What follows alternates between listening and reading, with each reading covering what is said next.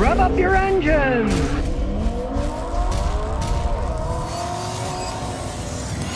Today I'm going to show you how this little machine can keep you from getting ripped off if you're buying a used car. Now this little car sis is a paint thickness gauge, and it's a big deal these days because car paint has gotten thinner and thinner. Here in the United States we use mils thickness, and a mil is a thousandth of an inch, so you're talking about really small, and the space itself is taken up on modern cars by various different processes, sometimes as many as 4 coats. Sometimes the metal is electrocoated, then it has a primer on top of that, then it has a color layer that you see, and then there's a clear coat on top of that. But when you add them all together, all these layers are only 4 to 5 mils thick, which is 4 to 5 thousandths of an inch thick. So you don't have that much stuff that you're playing around with. And this is one of the reasons you really can't get a modern car to look that good repainting it. The factory paint generally beats anything hands down because they're painted by machines,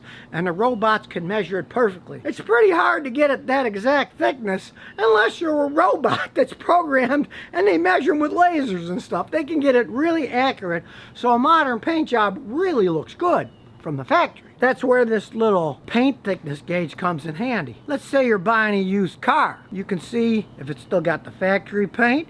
You can see if certain areas have been painted over very easily, like this. First, you just clean a little bit and wipe it dry in case there's anything on there that's going to make the measurement wrong. Then you just turn the machine on, it's zeroing itself, and stick it on. Here we go. And as you can see here, it's 4.88 mils thick. Exactly between 4 and 5 mils. Now I know this hood has never been repainted. It's a factory paint even though it's 12 years old. So you know that's perfect, but watch this. This fender's been repainted, so let's see what it is. We'll check it out in a few spots. This one's 4.8. This one's 5.85. And way down here, it's 6.0. So I know for a fact this fender got mashed in, it had to be replaced. It was repainted, as you can tell. The person who repainted it didn't do such a hot job. You got too wide of a range. One part is 6 mil, one is 4.8. It wasn't painted all that well. It looks okay, but if you see it in the sun, you can see that the color doesn't match either. It's very hard to match colors unless you paint the old car nowadays. It's almost impossible to totally match a 12-year-old car, the old paint to the new paint. But you can see here, the variance is too much. It's been repainted. So, you bring something like this when you're buying a used car, you can check it all over. Let's face it, we can't tell how thick the paint is just by looking at it, but this machine, it just does a great job.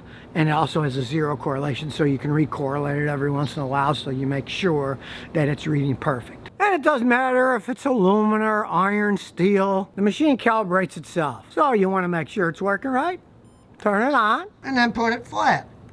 There's no paint on this, so it should be 0. And there it is, 0. It's perfectly calibrated. 0 mils. And that's for the iron, steel. We'll do it with aluminum.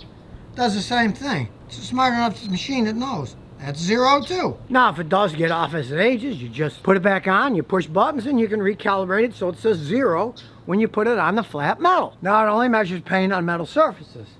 This little spoiler, hey, it's fiberglass. Put it on. It won't give you any reading because there's no metal inside it. Just stays with lines, means it's not reading. It's really handy if you're looking at a used vehicle. If there's metal, it's going to read right. Now let's say, in this case, which has been wrecked and bondoed, watch what happens when we read it. We stick it on. 70.70 mils. And what does that tell? It tells me it's been bondoed. Thick. It's real thick. So it's been bashed in, bondo put on it, and then painted over it. So, you know, you're getting a vehicle that's been wrecked, had crappy bondo worked on it. If you like it and it runs okay, don't pay too much. You say, all that bondo's on there. It's not steel under there all right. Who knows how much bondo's all over the car. You could check the whole vehicle if you wanted. Like here. And it's 3.3. So, you know, That's more or less the real paint. Realize that manufacturers use different paint thicknesses on them, so you get a base reading on your car and you find that most of it is one reading, like 3.3, and then others are a bunch more. You know, bodywork's been done, it's been repainted. You can't hide the paint thickness from this machine. And if you really want to be a fanatic about when your car's painted and you find out there's a big thickness difference, you can tell the guy you're gonna have to strip it down and repaint it. You didn't paint that car right. Much thicker on one part than the other means he didn't do a good job when he painted the vehicle. Take my Celica, I bought it for 300 bucks at various colors because it had been painted at a high school and the paint was peeling off by the previous owner. So I got one of these $400 paint jobs. And of course they're never going to be perfect. We'll check the top. That's 6.85, way too thick. We'll check the side. That's 4.05. Pretty good thickness, but really, this was one paint job. The whole car's painted at once. The top is much thicker than the side is. We'll check the back. And that's only 3.22. Guy who painted this car, he was all over the place with the thickness of the paint. Now, it looked fine years ago when a guy painted it the first time, but it's going to fade differentially. So if you're looking at a car and you got one of these gauges and you see these readings all over the place, you know it's been repainted, and you tell the guy, hey, that's a crappy paint job. In order to do that right, you'd have to strip it down, paint it. That's going to cost thousands of dollars.